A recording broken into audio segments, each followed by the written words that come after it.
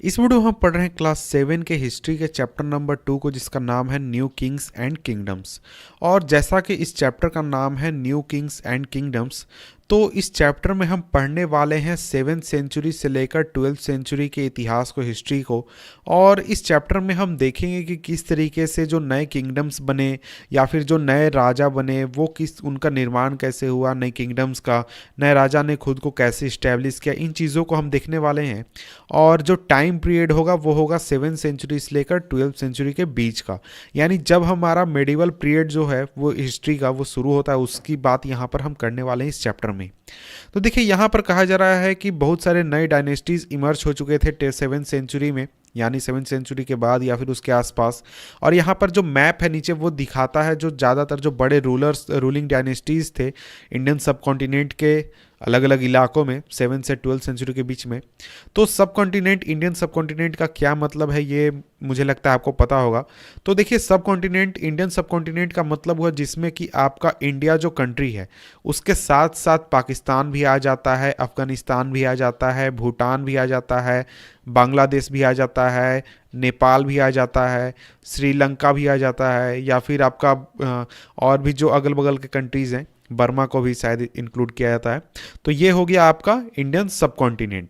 तो इस रीजन में जो ज़्यादातर जो बड़े बड़े जो एम्पायर सेटअप हुए उसका यहाँ पर नाम दिया गया है। चामान हो गया, गुर्जर प्रतिहार हो गया, राष्ट्रकूट हो गया, कलिंग हो गया, पाल हो गया, या फिर उसके अलावा और भी बहुत सारे हैं, कन्नौज यहाँ पर एम्पायर हो गया।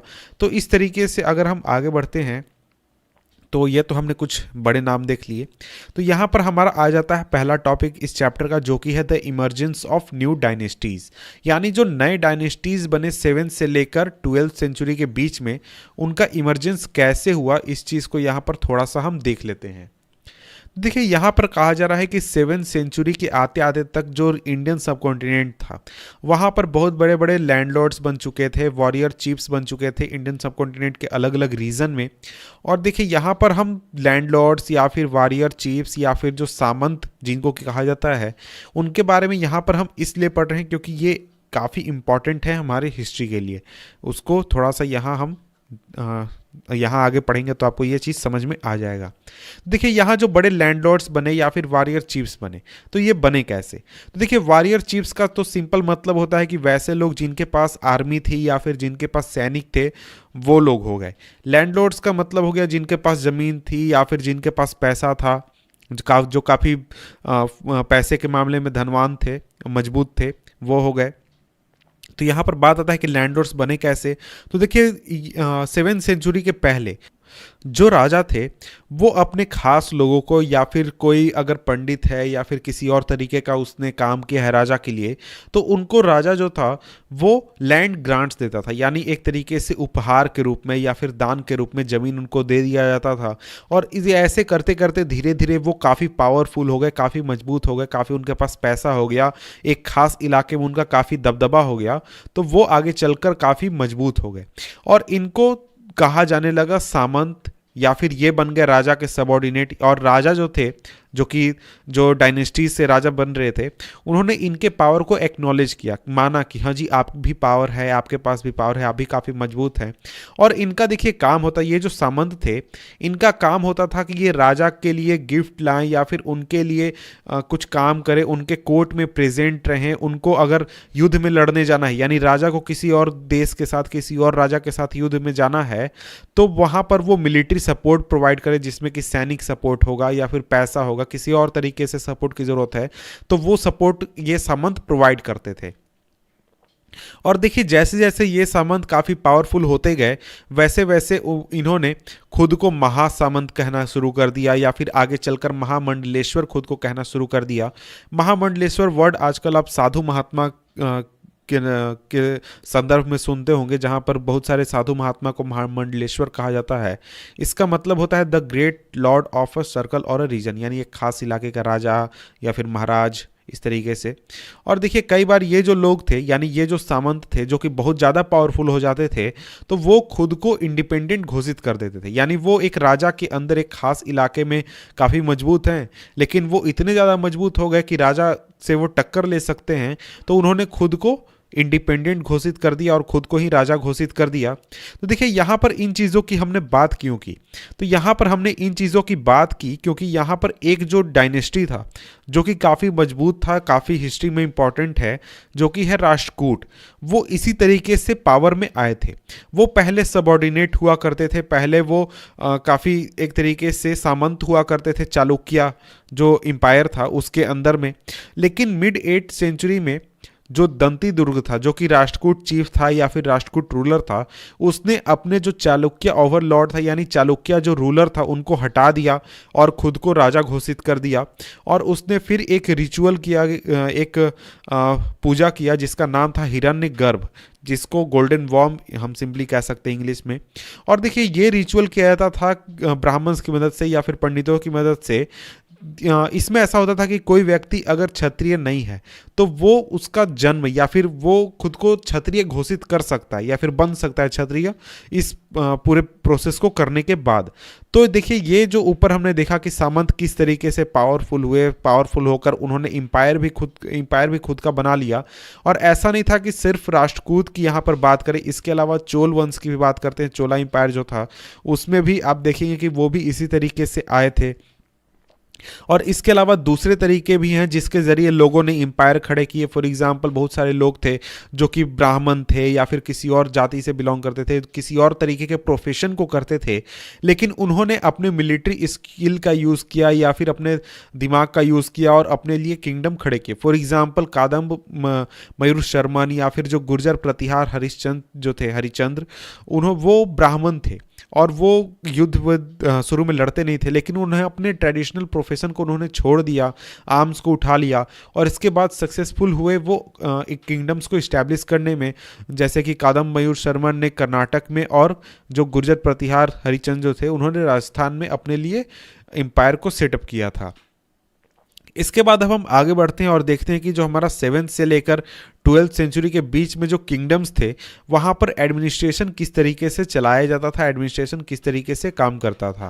तो देखिए यहाँ पर जितने भी 7th सेंचुरी से अगर आप 12th सेंचुरी के काल को देखते हैं तो उसमें जितने भी जो राजा थे जो कि नए नए बने थे या फिर जो काफ़ी पावरफुल हो चुके थे, वो काफ़ी बड़े बड़े टाइटल्स रखते थे, जैसे कि महाराजा धीराज जिसका मतलब हो गया राजाओं के राजा या फिर ग्रेट किंग, या फिर ये इसके अलावा त्रिभुवन चक्रवर्ती, इसका मतलब हो गया 3 वर्ल्ड्स के राजा, या फिर और भी बहुत तरीके के टाइटल्स ये खुद के लिए लगाते थे और ख़ुद को काफ़ी बड़ा दिखाने की कोशिश करते थे।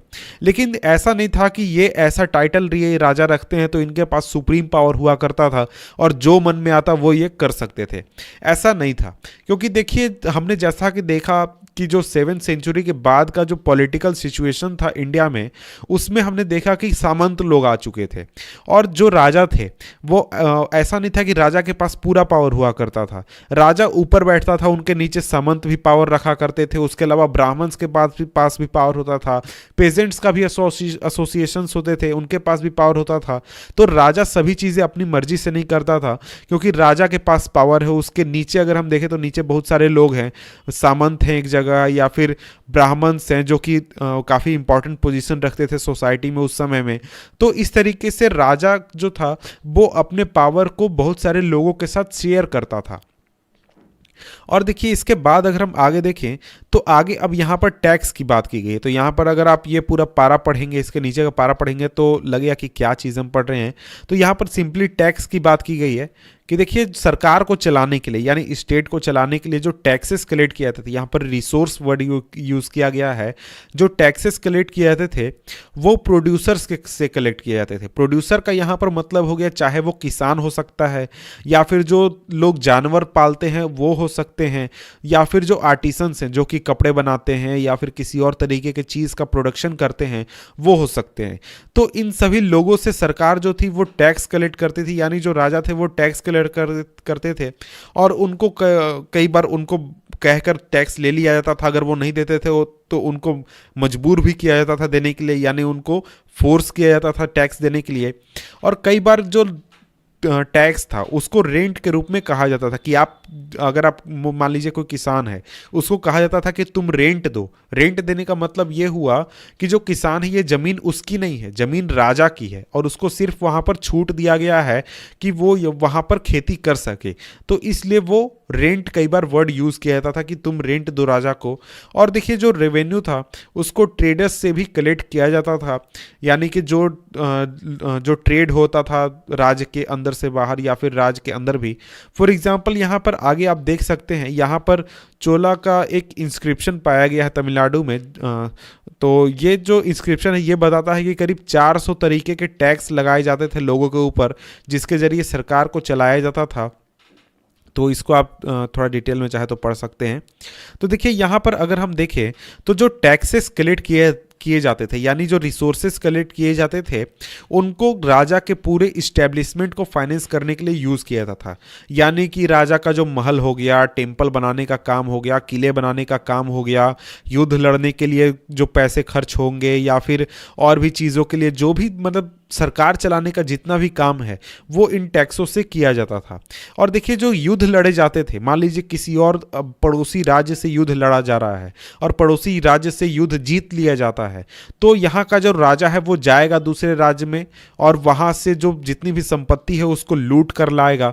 तो वो भी एक तरीके का पैसे कमाने का जरिया था, प्लंडर करके या फिर जो कब्जा है पड़ोसी राज्य उस कब्जे के जरिए भी लोग पैसे कमाते थे। या फिर जो ट्रेड रूट्स थे, मान लीजिए कोई राज्य है जिसके जरिए ट्रेड रूट गुजर रहा है, तो वो वहां से गुजरने के लिए भी जो राज्य थे वो टैक्स लेते थे, उसके ऊपर भी टैक्स लगाए जाते थे।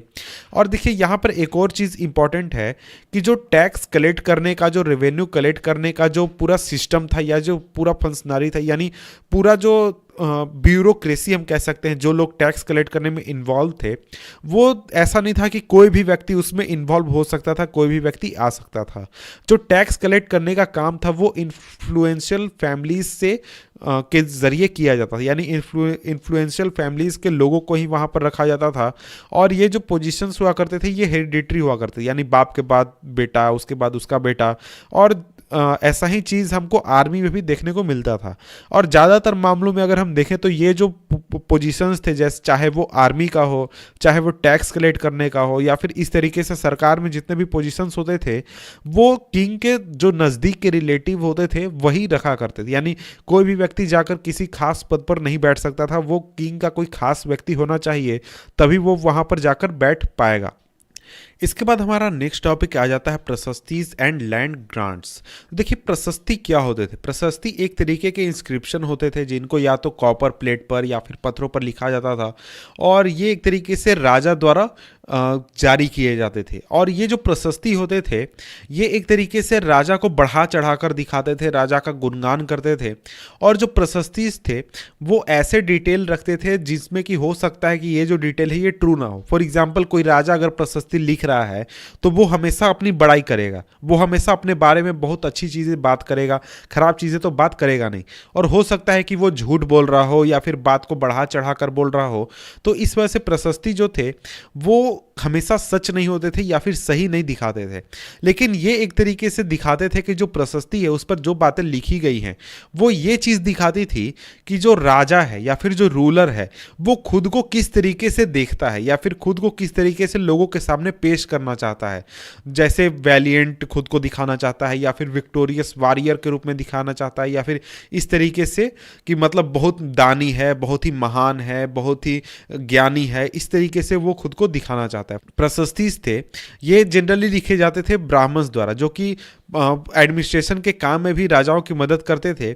और फॉर एग्जांपल जो प्रशस्तीज थे वो जनरली जारी किए जाते थे अगर किसी को ज़मीन दिया जा रहा है या फिर राजा ने कहीं युद्ध जीत लिया है तो उसके बारे में बात करने में। फॉर एग्जांपल यहाँ पर बताया गया है एक प्रशस्ति के बारे में, एक प्रशस्ति जारी किया गया था संस्कृत में ये पाया गया था ग्वालियर में, मध्य प्रदेश में।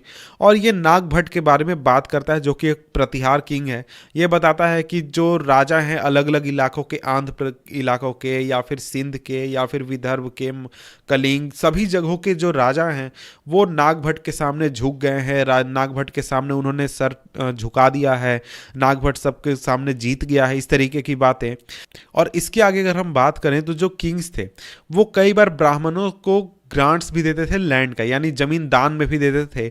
और ये जो ग्रांट्स था इनको कॉपर प्लेट्स के ऊपर लिखा जाता था, और ये जो कॉपर प्लेट थे ये उन लोगों को दिए जाते थे एज ए डॉक्यूमेंट जिनको जमीन मिलता था। फॉर एग्जाम्पल अगर आप नीचे देखें तो यहाँ पर ये एक एग्जाम्पल है कि किस तरीके का ये एक लैंड ग्रांट हुआ करता था। और इस ग्रांट में कॉपर प्लेट पर ये सारी बातें लिखी गई हैं, और इसमें बीच में जो ये आप देख रहे हैं ये पूरा हिस्सा, ये एक तरीके का सील है। ये इस बात को नोटिफाई करता है या फिर इस बात को बताता है कि ये जो पूरा डॉक्यूमेंट है ये ओरिजिनल है, ये सच में राजा द्वारा जारी किया गया है और ये फेक नहीं है। और इसके बाद यहाँ पर बताया गया है कि what was given with the land, यानी कि लैंड में क्या क्या चीज़ें होती थी जो कि एज अ ग्रांट दिया जाता था। तो उसको आप चाहें तो यहाँ पर पढ़ सकते हैं। तो यहाँ देखिए एक और प्रशस्ति के बारे में बात की गई है जो कि संस्कृत में लिखा गया था, और इसको लिखने वाला था एक कल्हन नाम का ऑथर। इसके बारे में उतना डिटेल में जानकारी नहीं है। और ये जो प्रशस्ति था ये कश्मीर के बारे में है, यानी कश्मीर के जो राजा थे उनके हिस्ट्री के बारे में। और ये जो प्रशस्ति था, जनरली प्रशस्ति में ऐसा होता था कि वो राजा के अच्छी बातों को हमेशा बताता था, लेकिन अगर आप इस प्रशस्ति को देखें तो यहाँ पर राजा के कई बार बुरी बातों को भी बताया गया है कि राजा जो है वो उसने कहाँ गलती की, कहाँ उसने अच्छा काम किया, कहाँ उसको क्या नहीं करना चाहिए था, क्या उसने गलत किया। और इस चीज़ को लिखने के लिए जो ऑथर था उसने बहुत सारी चीज़ों को देखा है, जैसे इंस्क्रिप्शंस के ज़रिए या फिर डॉक्यूमेंट्स या फिर आई विटनेस, बहुत सारी चीज़ों को, बहुत सारी स्रोतों से जानकारी को जमा करके इन बातों को लिखा है, यानी इस प्रशस्ति को बनाया है। ये इसकी बात यहाँ पर इसलिए की गई, यानी इस प्रशस्ति की बात यहाँ पर इसलिए की गई क्योंकि ये जनरल जो ट्रेंड है प्रशस्ति का उससे काफ़ी अलग था। इसके बाद हमारा आ जाता है next topic, warfare for wealth, यानी पैसे के लिए या फिर धन अर्जित करने के लिए वारफेयर, जो युद्ध लड़ा जाता था उसकी यहाँ पर बात की गई है। तो देखिए यहाँ पर कहा जा रहा है कि you may have notice that each of these ruling dynasties was based in specific region, यानी कि जितने भी हमने ऊपर बड़े बड़े डायनेस्टीज की बात की वो अपने एक खास इलाके में बेस्ड थे, यानी उनका पूरे इंडिया लेवल पर विस्तार नहीं था। और इसके साथ ही जो ये लोग थे ये दूसरे इलाकों को भी कंट्रोल करने की हमेशा कोशिश करते थे, यानी अपने राज्य को हमेशा बड़ा करने की कोशिश करते रहते थे। फॉर एग्जाम्पल यहाँ पर बात की गई है कन्नौज की। तो देखिए जो कन्नौज का शहर था गंगा वैली में वो काफ़ी इंपॉर्टेंट था इस पीरियड में, यानी 7th सेंचुरी से लेकर 9th सेंचुरी तक। ये जो पीरियड था इस समय में कन्नौज के लिए बहुत सारे युद्ध लड़े गए और हमेशा हमें 3 राज्यों के बीच में लड़ाई चलती रहती थी। 3 राज्य कौन कौन थे? गुर्जर प्रतिहार, राष्ट्रकूट और पाल डायनेस्टी। ये हमेशा एक दूसरे से लड़ते रहते थे कि किस तरीके से मेरा कंट्रोल हो जाए, किस तरीके से मेरा कंट्रोल हो जाए कन्नौज के ऊपर। और क्योंकि इसमें 3 पार्टीज इन्वॉल्व थी इस पूरे स्ट्रगल में या फिर इस पूरे युद्ध में, तो इस पूरे स्ट्रगल को कहा जाता है tripartite struggle. Tripartite struggle Kannauj के ऊपर कब्जे को लेकर। तो देखिए यहाँ पर अगर हम आगे बढ़ें तो यहाँ पर बात की गई है कि जो कई बार जो रूलर्स थे वो हमेशा अपने पावर को डिमोन्स्ट्रेट करते रहते थे या फिर अपने पावर को दिखाते रहते थे कि हम ज़्यादा सक्सेसफुल हैं, हम ज़्यादा पावरफुल हैं, मेरे पास ज़्यादा धन है, मेरा राज्य ज़्यादा प्रॉस्पेरस है। उसको दिखाने के लिए कई बार जो राजा थे वो बहुत बड़े बड़े टेम्पल्स भी बनाते थे। और कई बार ऐसा होता था कि जो राजा होते थे वो एक दूसरे के किंगडम्स को जब अटैक करते थे वहाँ के टेम्पल्स को टारगेट करते थे, क्योंकि जो टेम्पल्स होते थे उस समय में वहाँ पर बहुत ज़्यादा संख्या में पैसे हुआ करते थे, बहुत ज़्यादा संख्या में सोना चांदी वहाँ पर रखा जाता था। और इसी तरीके का एक रूलर था सुल्तान महमूद ऑफ गजनी, अफगानिस्तान। जो गजनी है वो अफगानिस्तान में है। और देखिए ये जो रूलर था महमूद ऑफ गजनी, इसने रूल किया था 997 से लेकर 1030 तक। और इसका जो एम्पायर था वो सेंट्रल एशिया से लेकर ईरान, नॉर्थ वेस्टर्न इंडियन सब कॉन्टिनेंट का नॉर्थ वेस्टर्न रीजन तक फैला हुआ था। और इसने इंडिया के ऊपर लगभग हर साल रेड किया और यहाँ के जो वेल्थी टेम्पल्स थे उनको इसने टारगेट किया, जिसमें कि आपका सोमनाथ भी आ जाता है। और यहाँ से बहुत बड़ी मात्रा में उसने सोने चांदी या फिर जो धन था उसको लूट कर वो ले गया। और ज़्यादातर जो पैसे यहाँ से लूट कर महमूद ले गया था वो उसको यूज़ किया गया था गजनी में जो उसका कैपिटल बना था उसको बनाने के लिए। और इसके अलावा वो काफ़ी इंटरेस्टेड था लोगों के बारे में जानकारी जुटाने में कि जहाँ जिन इलाकों में वो रेड कर रहा है या फिर जहाँ पर वो रूल कर रहा है या फिर जहाँ पर उसने कॉन्कर किया है वहाँ के लोग कैसे हैं, क्या क्या पहनते हैं, क्या खाते हैं, क्या करते हैं, इन चीज़ों को जानने में भी वो काफ़ी इंटरेस्टेड था। तो इस वजह से जो ये रूलर था महमूद ऑफ गजनी, इसने एक व्यक्ति को जिसका नाम था अल बरूनी, इसको एक ये काम दिया कि ये जो पूरा सब कॉन्टिनेंट है, इंडियन सब कॉन्टिनेंट, उसके बारे में जानकारी लिखे। और ये जो अरेबिक वर्क है यानी अल बरूनी द्वारा जो किताब लिखी गई उसका नाम है किताब अल हिंद। और ये काफ़ी इंपॉर्टेंट सोर्स है हिस्ट्री का, इससे काफ़ी जानकारी मिलती है हिस्टोरियंस को। और ये जो अल बरूनी था ऐसा नहीं था कि उसने खुद से सभी चीज़ें लिखी, उसने बहुत सारे संस्कृत स्कॉलर को कंसल्ट किया पूरा अकाउंट क्रिएट करने के लिए, बहुत सारी चीज़ों को लिखने के लिए।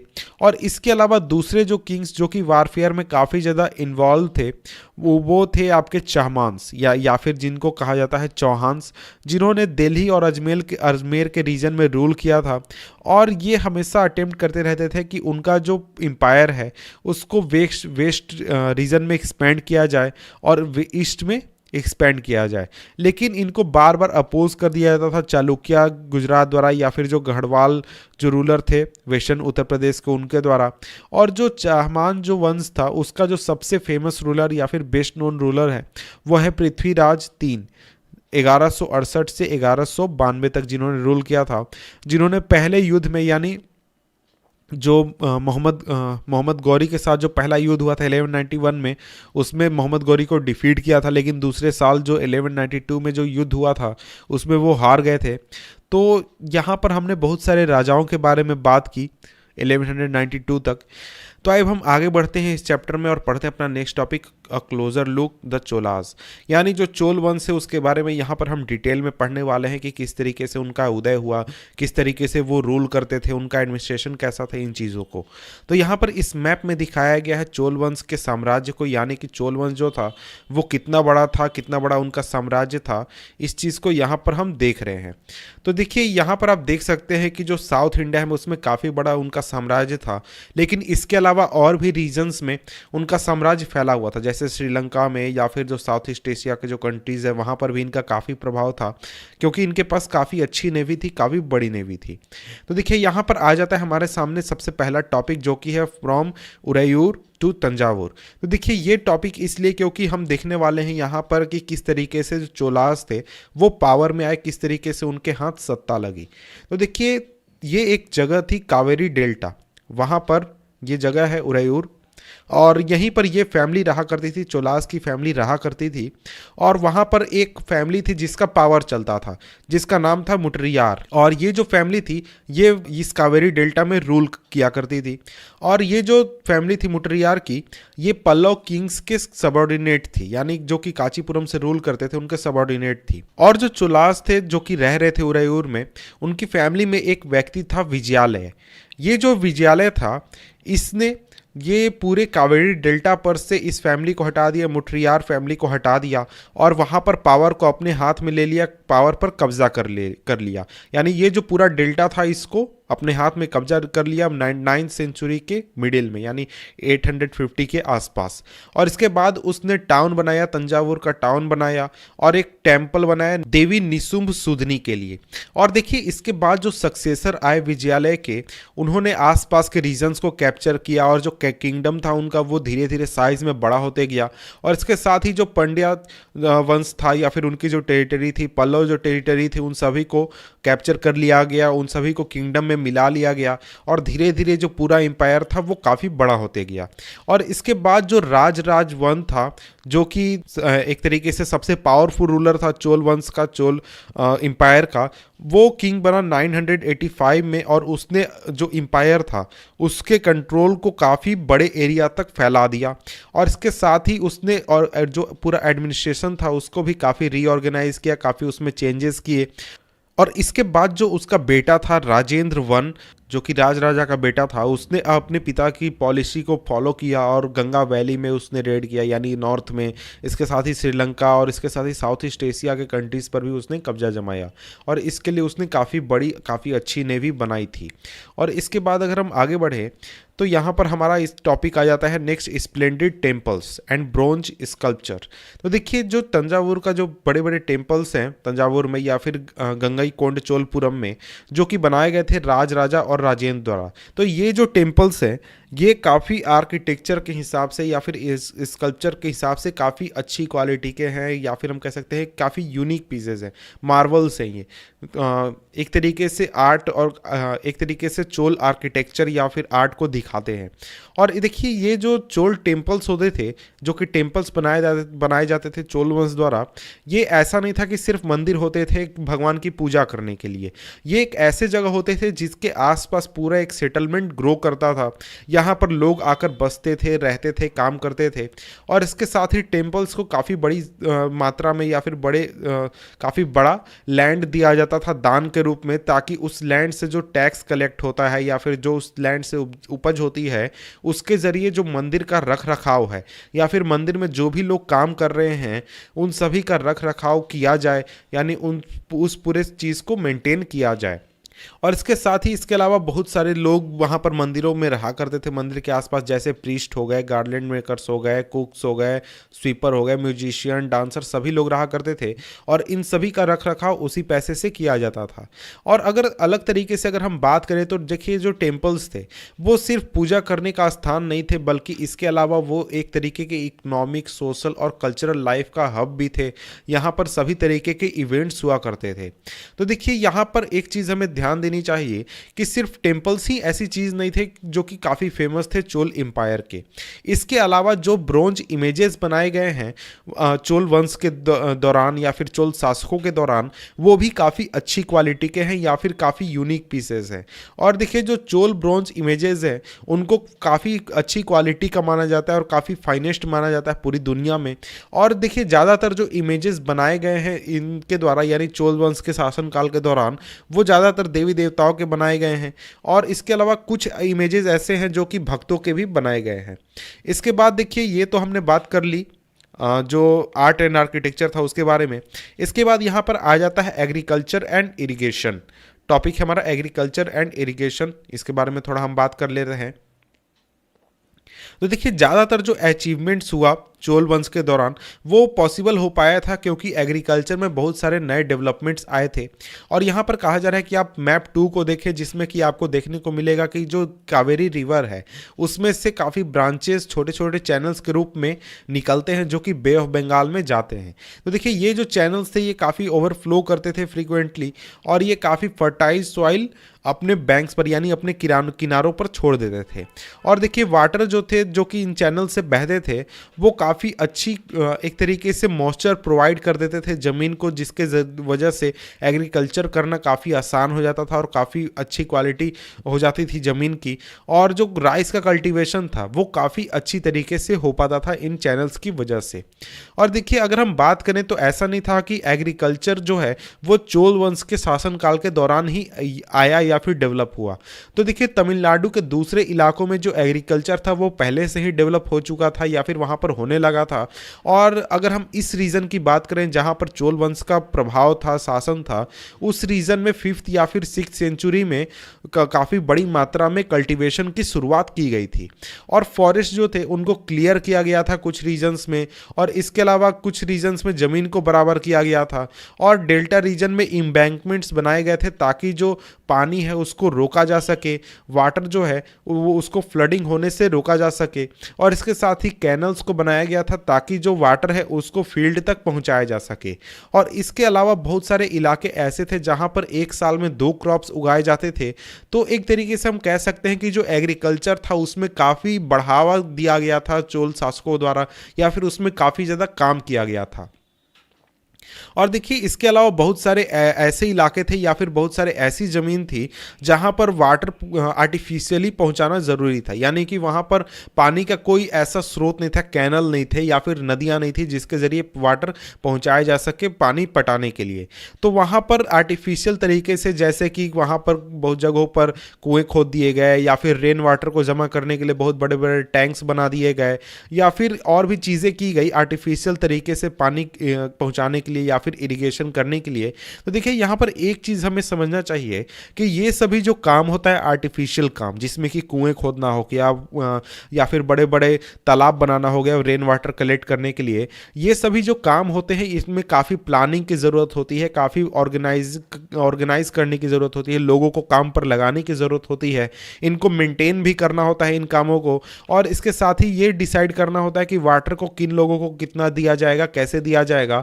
तो इस वजह से ये सभी जो रूल्स थे, यानी ये सभी पूरा प्लानिंग का काम, पूरा काम जो था उसमें ऐसा नहीं था कि सिर्फ राजा या फिर सरकार किया करती थी। इसमें जो लोग थे जो कि गाँव में रहा करते थे लोकल लेवल पर, वो भी काफ़ी इंटरेस्ट लिया करते थे, काफ़ी उसमें पार्टिसिपेट किया करते थे। इसके बाद अगर हम आगे बढ़ें तो यहाँ पर आगे हमारे सामने आ जाता है next topic, the administration of the empire. यानी जो एम्पायर था चोला एम्पायर, उसका एडमिनिस्ट्रेशन किस तरीके से काम करता था, किस तरीके से चलता था। तो देखिए यहाँ पर अगर हम देखें तो जो किसानों की बस्ती हुआ करती थी, लोगों की बस्ती हुआ करती थी, उसको उर कहा जाता था, उर।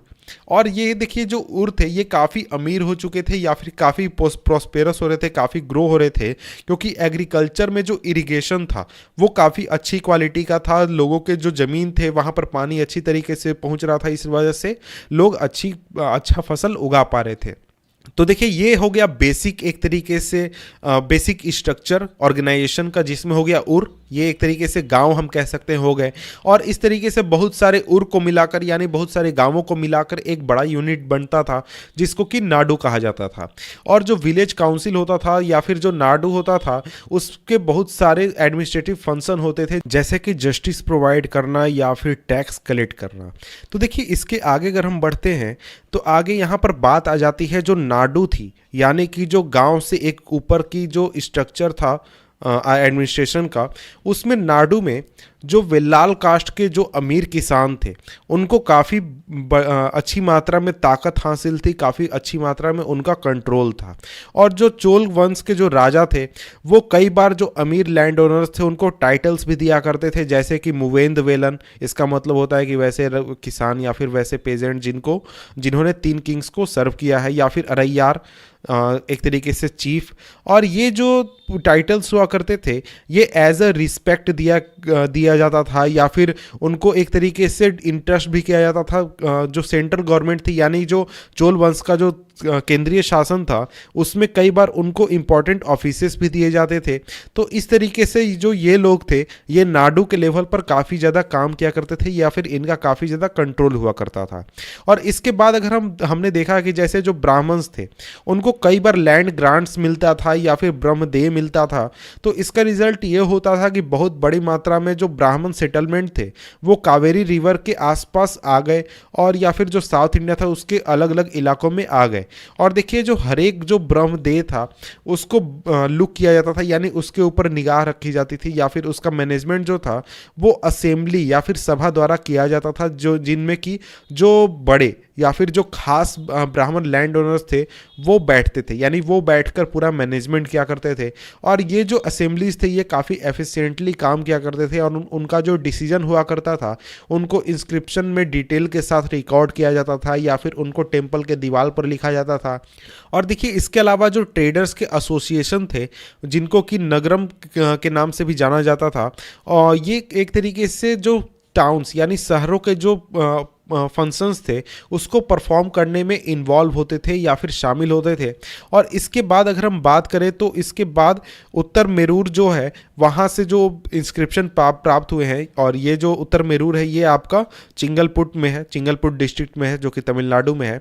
और ये एक तरीके से डिटेल प्रोवाइड करता है कि किस तरीके से सभा जो था वो ऑर्गेनाइज होता था, और जो सभा था उसके बहुत सारे अलग अलग कमिटीज़ थे जो कि इरिगेशन वर्क, गार्डन, टेम्पल, अलग अलग चीज़ों पर नज़र रखते थे या फिर अलग अलग कामों को देखते थे।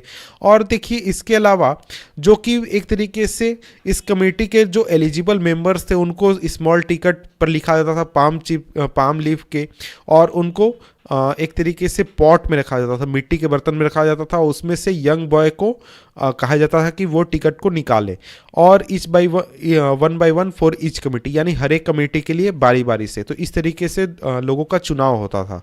तो इसके बाद यहाँ पर ये एक तरीके से इंस्क्रिप्शंस एंड टेक्स्ट है, इसको आप चाहें तो पढ़ सकते हैं डिटेल में, या फिर चाइना के बारे में यहाँ पर थोड़ी बात की गई है, इसको आप चाहें तो पढ़ सकते हैं। और यहाँ पर ये जो हमारा चैप्टर है ये ख़त्म होता है। तो मिलते हैं आपसे हम नेक्स्ट वीडियो में किसी और चैप्टर के साथ, तब तक के लिए गुड बाय।